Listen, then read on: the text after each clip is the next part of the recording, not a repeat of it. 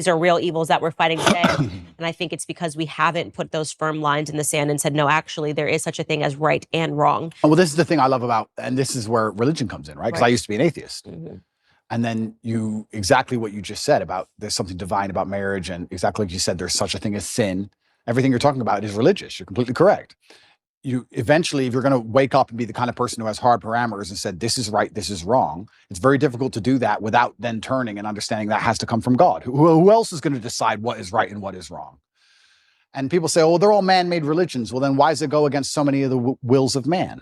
Some of the sins that man want to go and do, the religions are against. If we made a religion wouldn't be against our own sins, would it? Right. So it's interesting that this is almost proof for God in so many ways when you're going to wake up and realize that there is genuine evil in the world and there's genuine good in the world, and there are two sides and two camps. And I do believe that the good is on the side of truth, and I do believe that comes from God. And there's many different ways to God. I think there is one God and there's different religions, and I don't want to argue the differences between the religions, because I think we have a lot more in common than we have, especially in the fight against evil, than we have as differences.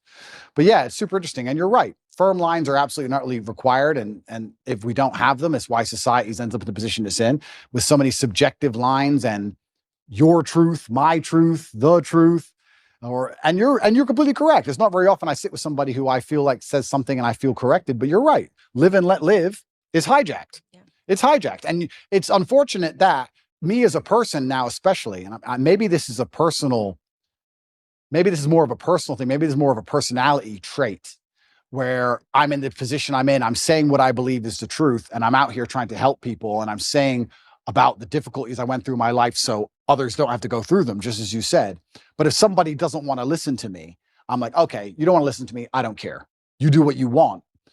But that live and let live mind frame can be hijacked, because when I'm saying to people, okay, don't do what I want, or don't do what I believe to be good, don't do what God believes to be good, do what you want, I don't care. And then they get in a large enough group and they end up attacking morality.